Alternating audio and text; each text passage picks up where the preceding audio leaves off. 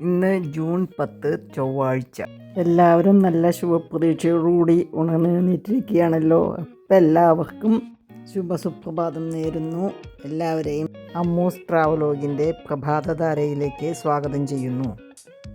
പരിശ്രമം ചെയ്യുകലെന്തിനേയും വശത്തിലാക്കാൻ കഴിവുള്ള വണ്ണം ദീർഘങ്ങളാം കൈകളെ നൽകിയത്രേ മനുഷ്യനെ പാരിലയച്ചതീശൻ. ഞാൻ 7ാം ക്ലാസ്സിലാണ്ട് പഠിച്ച ഒരു സുഭാഷിതമാണിത്. പല മഹാന്മാരുടെയും ജീവിതകഥകൾ വായിച്ചാൽ നമുക്കിത് ശരിയാണെന്ന് കാണാം.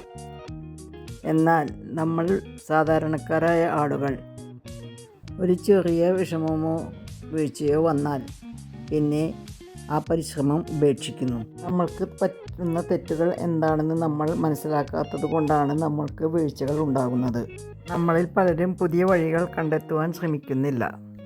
ഇന്ന് ഞാനിത് പറയാൻ കാരണം നല്ല മാർക്കറ്റില്ലാത്തത് കൊണ്ട് കർഷകർ പലരും അനുഭവിക്കുന്ന വിഷമങ്ങൾ ഞാൻ ഫേസ്ബുക്കിൽ വായിച്ചു. പ്രത്യേകിച്ച് മാങ്ങയും ചക്കയും എല്ലാം വെറുതെ പോകുന്നു, വാഴക്കുലകൾ നശിക്കുന്നു എന്നെല്ലാം എഴുതി കണ്ടു. വെറുതെ കൊടുത്താൽ പോലും ചക്കയും മാങ്ങയുമൊന്നും ആർക്കും വേണ്ടാത്ത അവസ്ഥ. അപ്പോൾ നാം അതിൻ്റെ ബൈ പ്രോഡക്ട്സ് എങ്ങനെ ഉണ്ടാക്കേണ്ടത് എന്നും വിപണി എങ്ങനെ കണ്ടെത്തണമെന്നും ചിന്തിക്കേണ്ടതുണ്ട്. നമുക്കൊരു കൃഷി വകുപ്പും അതിന് കീഴിൽ ധാരാളം ഉദ്യോഗസ്ഥരും ഉണ്ട്. അവർ ഉൽപ്പാദനം കൂട്ടാൻ സഹായിക്കുന്നുമുണ്ട്. എന്നാൽ വിപണി കണ്ടെത്താൻ സഹായം തീരെ ഇല്ലെന്നു തന്നെ പറയാം. പുതിയ വിപണികൾ നമ്മൾ കണ്ടെത്തേണ്ടിയിരിക്കുന്നു. എന്നാൽ ഇവിടെ UK-യിൽ വന്നപ്പോൾ ഞാൻ കണ്ട കാഴ്ച, കേരളത്തിൽ നിന്നും പല സ്ഥലത്തു നിന്നും തേങ്ങ ചുരണ്ടിയതും കൊത്തുതേങ്ങയും തോട് കളഞ്ഞ പച്ചക്കപ്പയും എല്ലാം ഇവിടെ വരുന്നുണ്ട്. കപ്പ നുറുക്കിയതും ചക്ക നുറുക്കിയതും കളഞ്ഞ പച്ചച്ചക്കയും പഴുത്ത ചക്കയും ചെറുതാക്കിയും വലുതാക്കിയും എല്ലാമായി എല്ലാ പാക്കറ്റുകൾ ഇവിടെ ലഭിക്കുന്നുണ്ട്.